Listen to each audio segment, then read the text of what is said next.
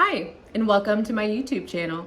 I'm Delaney of Delaneyist. If you're new here, I'm here to provide you with content about thrifted fashion, sustainable living, how we can protect our oceans, and so on. Welcome. Thank you for visiting here today. I'm excited. Today I am going to be talking about thrifted fashion, and I'm going to be sharing with you 5 ways as to how you and I can identify quality thrifted goods or secondhand goods. I do use those two terms interchangeably, so I think secondhand is the umbrella term. It doesn't imply that where it was purchased, whereas I think for me, I associate thrifting with it being bought in a thrift store. So for example, these 2 things are thrifted because I bought this from a live thrift or a physical thrift shop, bought this at a Goodwill for $3, Mathieu. Whereas my chair, it was bought secondhand. Gorgeous, right? It was bought secondhand in the Midwest from a resale shop. But yeah, so the things I'm going to show you today though apply to fashion items, but they also apply to literally anything that you choose to buy secondhand. So yeah, I'm just gonna get started. I wanted to add a disclaimer that I didn't on my last video, but the last video that I shared was 3 things that you and I can do to protect our oceans. I'll link it right here. Do you see it? But I just want to say that that was a series. So that was the first part. The first 3 things that I shared with you. I'll continue more next week on that particular series. But I just want to have an overarching understanding for all of my videos that each of these things that I'm recommending, not so much with this thrifting video, but with the tips and tools that we can use to live more sustainably, that's a highly personal thing. So this is a judgment-free zone. I'm not here to tell you what you should be eating. I'm not here to tell you how you should be using public transportation, but that's why there's multiple tips. You can take little pieces from each tip that I'm giving you in the future or in the past and apply that to your life. So yeah, it's not an all or nothing thing. Personally, I generally eat a vegan diet, but for example, the other night I went out with a friend and I got a chili relleno with dairy in it, and it was phenomenal. So we just have to do what's best for ourselves, and taking the little steps is what's important if we want to rehabilitate our planet and keep it safer for ourselves and future generations. But anyways, I'm gonna get started with these tips. Okay, so I have a few items here. I'm not gonna try them on today. I am gonna show you my entire closet at some point in time because I'm very proud of it and most of it's thrifted. But yeah, let me show you the first thing. So the first tip that I have for you, look at this gorgeous sweater. First of all, it's just so gorgeous. It's one of my favorite sweaters. I only have like 5, but it's one of my faves just because of the colorway. I tend to gravitate towards blues, greens, and purples in my closet. I just thrifted for $1 a gorgeous vintage, almost like Reformation looking top. But I've decided already that I'm gonna dye it because it's red, and red is, it's not really, like I love red, but not on my body, I don't think. I don't know. Anyways, so yeah, I gravitate towards those colors. That's why I was talking about that shirt. But anyways, this sweater. So I found this at Crossroads thrift shop in the Midwest, probably like 2 years ago. And I knew that when I saw it, it was Free People just because of like, it's cropped, you know, like you can tell when you see free, like this little sleeve detail, I was like, that seems Free People-ish. But okay, so the first tip that I have for you and thing I recommend is looking at the brand tag. And I know that this seems lame. I kind of hate this recommendation, but I do that to weed out the lower quality brands. So for me, I do not buy first-hand fast fashion brands. And I'll talk more about fast fashion in the future, but fast fashion implies that the garments are just like they're produced in such a quick manner that they're lacking their quality. Which also implies that the workers of fast fashion companies are not paid fair wages. So personally, I do not buy fast fashion firsthand. Some fast fashion brands that we can consider are H&M, Uniqlo, Forever 21, Primark. If you're in Great Britain, let's see, ASOS, like some of their items are fast fashion, Shein. So those are some fast fashion brands. Old Navy, like there's a huge list of them, right? Unfortunately, but personally, I don't buy them firsthand, but I also don't buy them secondhand because of the lack of the quality. So that's why I look at the brand tag.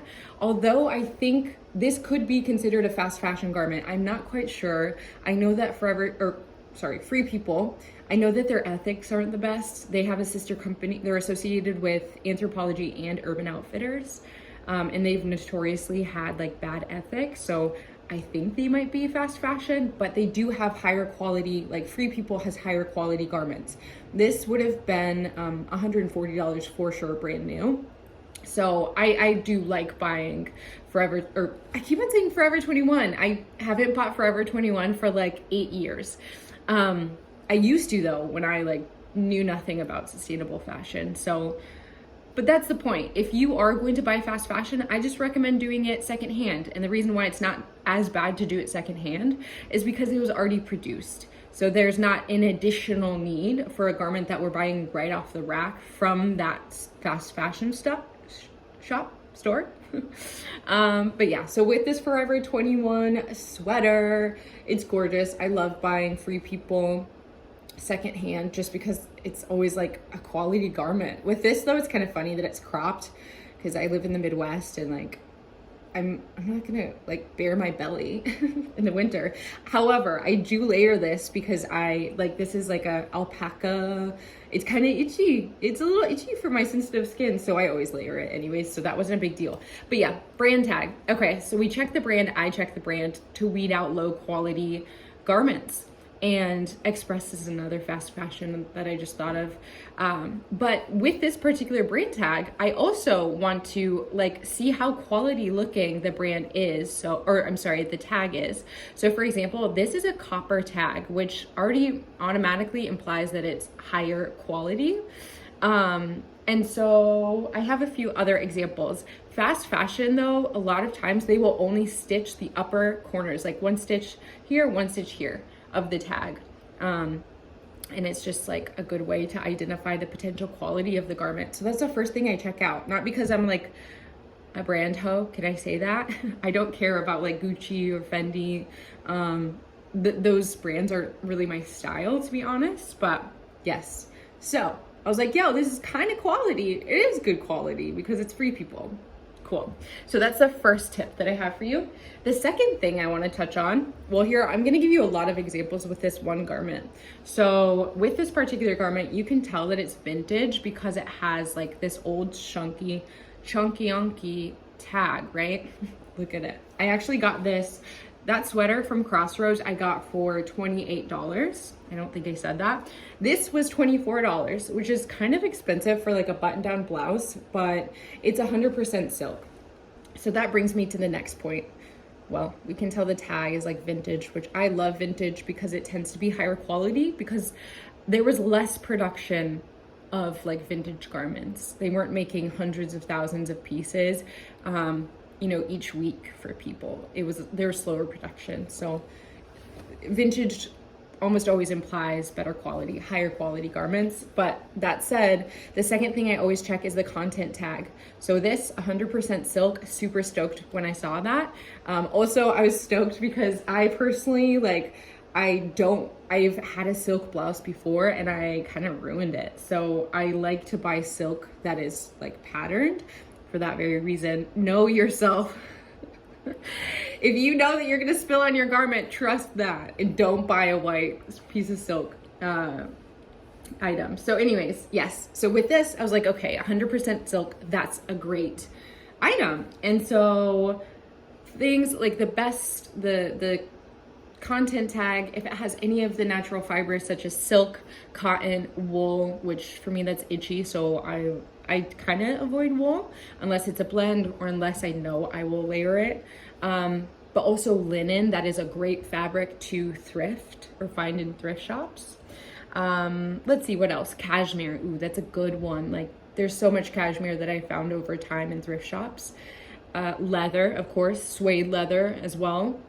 So there's a ton of natural fabrics out there which are going to generally be higher quality than synthetic fabrics. Now, that being said, you will find synthetic fabrics that are used by like Lululemon and Outdoor Voices, any kind of like sporty spice shop, because they're moisture wicking. But personally, if I'm wearing a garment, this is definitely synthetic fabric. I believe this is satin, and I did thrift this, but it's like, I don't have many bubble tops. I thrifted this at Savers for $5.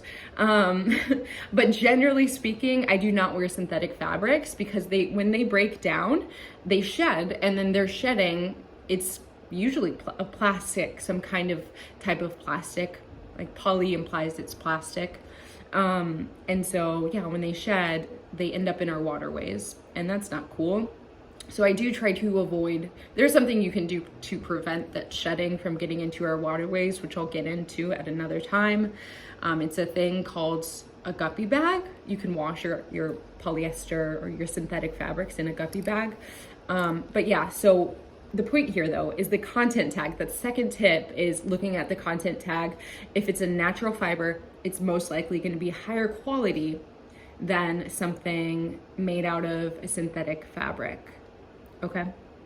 And then the third tip, which I don't like to gender clothing, but because there are genders for men, women clothing historically, women's clothing sizes, they'll go 2, 4, 6, right?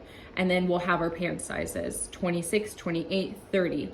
Or we'll have our pant sizes 2, 4, 6. So when I see pants that are size 26, 28, 30, I've noticed that those are generally higher quality garments. A lot of vintage garments or pants in this particular instance are size 26, 28, 30, or 29, whatever size, but they're the 20s, 30s instead of 2, 4, 6, 8, 10, 12, etc. And I gravitate towards those 26, 28 because I think it implies that the measurements are more precise.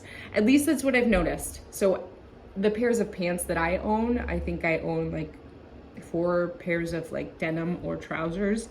Each of them is a size, I'm generally a 28 or a size 4. What is that? So I'm a 27, 28. It depends on the day, whatever.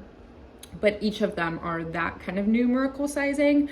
Whereas this, it's a size 4. You're not going to see a size 4, or you're not going to see a size 28 for a blouse, of course. But in this case, instead of it being small, it says 4, which for me, that's a reliable indicator, again, that the sizing may be more accurate than a general size 4 or a general, large or extra large or whatever the case may be. So I do look at the number sizing. Cool? All right, so that's the third tip. The fourth thing that I look at as well, buttons. And I'm using this garment again, it's such a good example, but okay, so this, you can see how this button gleams in the light. This is an abalone shell button, which is like from the ocean. It's so sweet. Whereas you see the garment, if I were to button it down all the way, you don't see the other buttons. You only see this top one. Whereas the other buttons though, the hidden buttons, are actually made out of this clear plastic, which is fine with me because you can't see them. But for garments that are higher quality, you're going to want to see these natural, like earth-made buttons. You're going to want to see wood or abalone shell.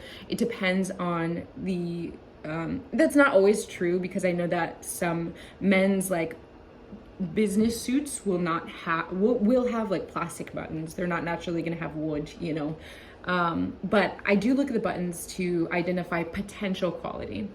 So far, I think the most reliable thing to look at for me are the brand tags and the content tag, because you're not gonna find like a worthless silk blouse, right?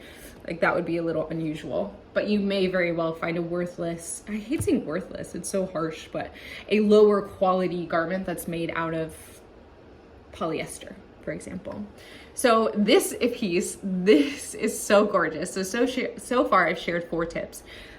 This, I'm gonna go back to the buttons. Okay, this is the second most expensive piece that I own in my closet. The other most expensive thing is a Lululemon parka, which makes sense. I live in the Midwest and it's cold here, and it keeps me like literally warm in sub-zero temperatures, which it's insane to like be on a train and be warm when it's like 0. That's wild to me, but it does the trick. But that was very expensive. I was very worried to buy that because that's a lot of money. Like thrifting over time and saving so much money on thrifted pieces, it's like, why would I buy something for $200 but then you realize you need a $200 parka? Because it will last 20 years. But anyways, this was also $200, which is as astronomical, but I've never bought a $200 dress, and I probably never will again.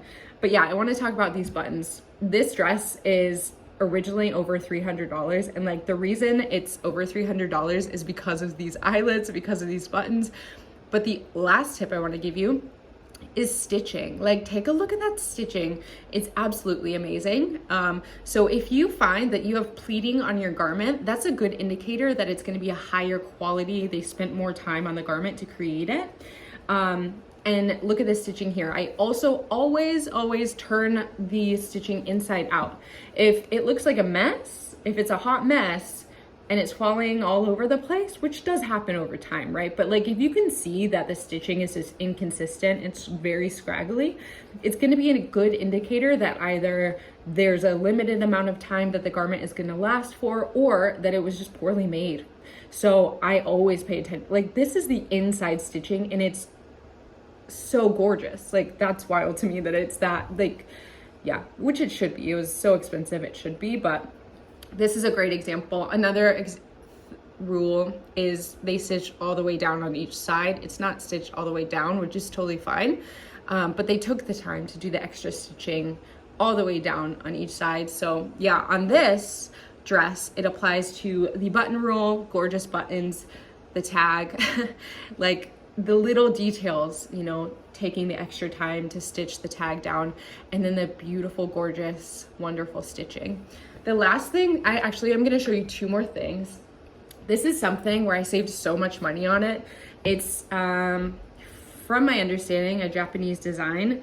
It's a designer called Atelier Delphine, and I found it in Buffalo Exchange. I used to be a Buffalo Exchange buyer, and so obviously I saw so many quality garments, but I bought this for $25. When I picked it up, I felt how heavy it was, and I was like, this shouldn't be $25. Like, and then I Googled it because I wasn't familiar with the designer.